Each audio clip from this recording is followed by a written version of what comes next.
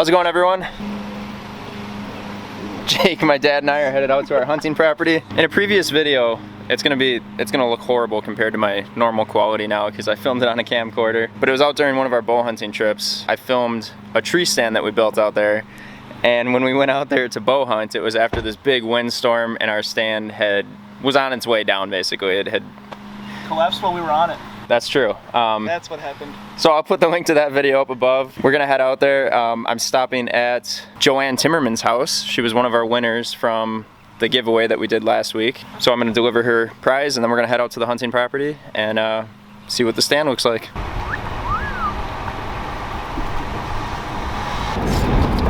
I hope my audio is not all crackly like it has been in the past. For whatever reason, when I'm in the truck, the audio gets weird. But yeah, that was Jake's Subaru.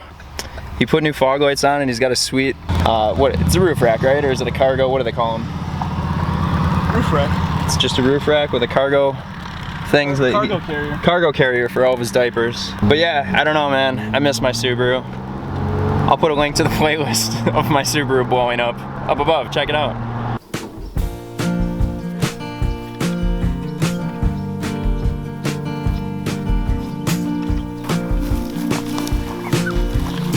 All right, we're out at our property. We're gonna go head over and check out the mystery tree stand. Dad wants me to say that I dropped off our gift at Joanne's. Hope you enjoy it, Joanne.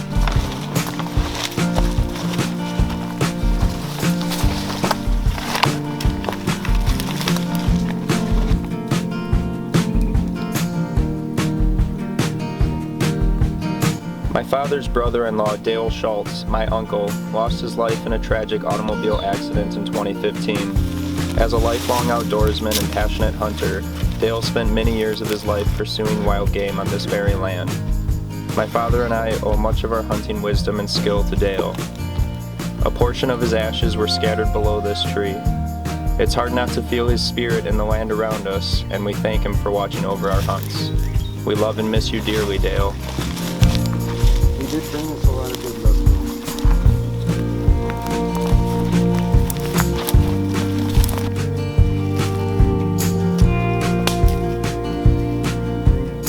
We were just walking out of the woods and apparently I left one of our trail cameras out here. Usually I take these down before winter after hunting season. I bet there's no footage on it. Yeah, I bet it probably died before gun season even started and I just never... Yeah, it's weird though. Why did we leave that out there when we collected the other ones? I don't know. I usually don't leave them out here. It is a good spot though. We've got... Man, this is a high traffic area. Yeah. And the tripod is right here. Yeah, that's the camera you're filming right now. Oh, am I? Yeah! There's a runway right there. A runway that goes up and it forks off up there. There's marshy grass out here, a runway right there to a cornfield. This is just a really hot area, so we always get some really good footage right here. Oh, Jake. Jake on the Prince. I think. Right? Yeah.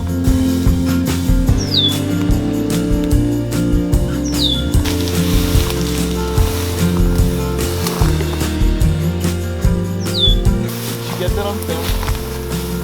Why did you touch that? All the pollen just fell straight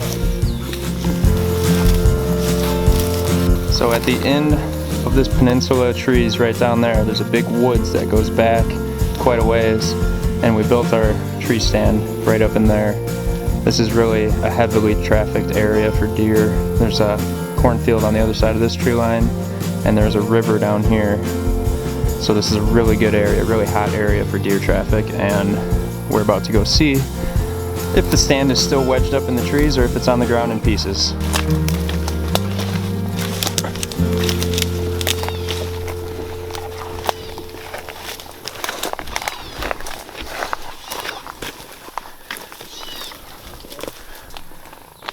Did we lose a tree?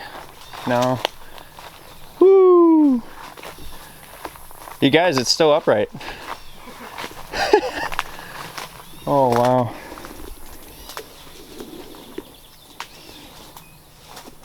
It used to be way up there. Fell straight down.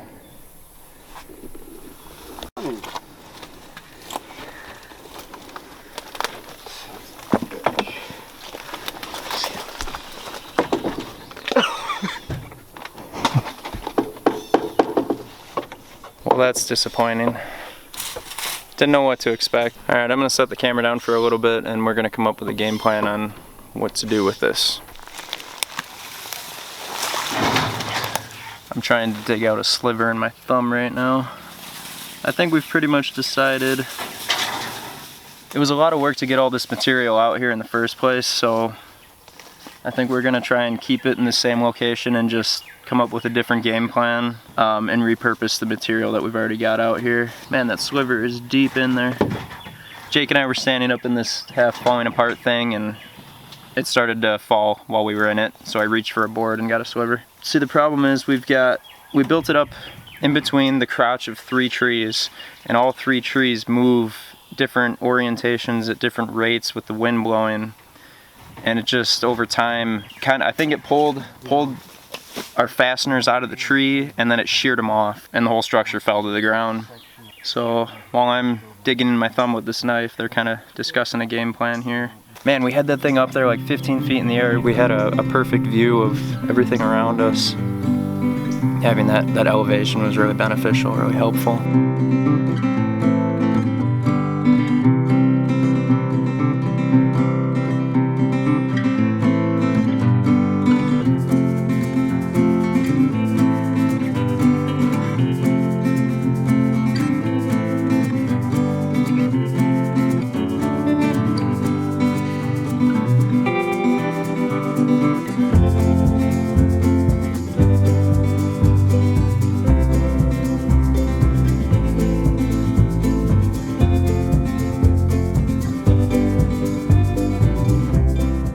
I think we want to kind of build this thing this time so it's got contact with the ground. Probably put some columns below it to hold it up so it's still up in the tree but it's connected to the ground so it's not going to fall. But in doing so, we're not going to be putting it up as high most likely. We did talk about doing like a crow's nest where we could put one of our bow hunting stands maybe higher up in the tree off the platform, so you climb up into the platform and then climb up higher into a tree stand. So that's an option too, to still maintain some elevation for lookout.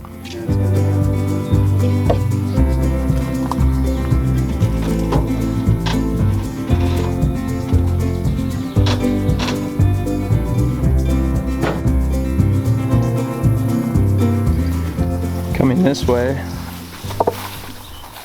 headed south from the stand, we've got this nice canopy of trees and it's all open down here. Last year we had a little food plot in here and we had set a trail camera. Oh, there it is. Why did I leave both my cameras out here? So we got a lot of nice footage of deer eating in here underneath this sweet canopy. So there's a path that goes back to a bedding area back in the woods. There's a path that goes out to the agricultural field there. There's a path that comes out here right under our stand. There's a path that goes out this way down the tree line to another field and woods back that way. Just a really hot intersection for deer activity right here. Our stand was way up here. Perfect viewing angles all around.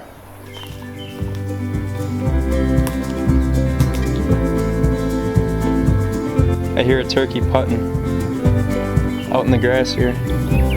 Somewhere out there.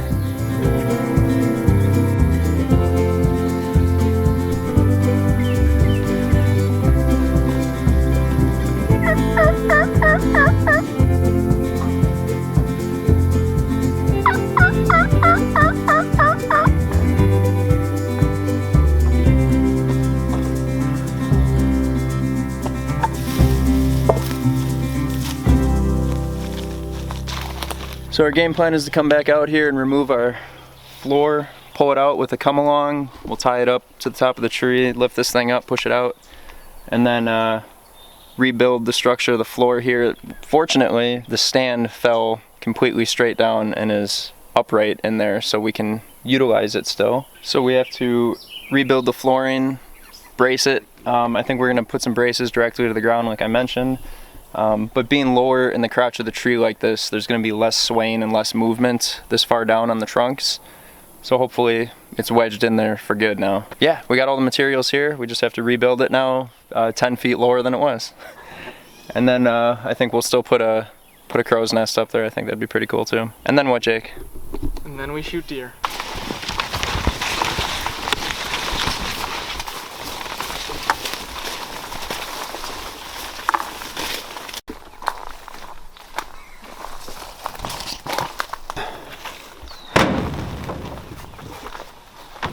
So, we got some serious work to do.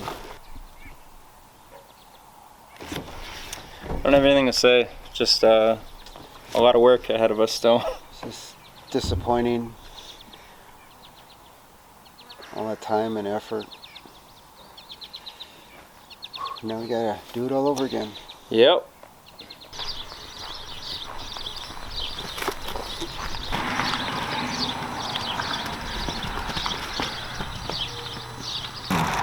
We're eating our Burger King right now.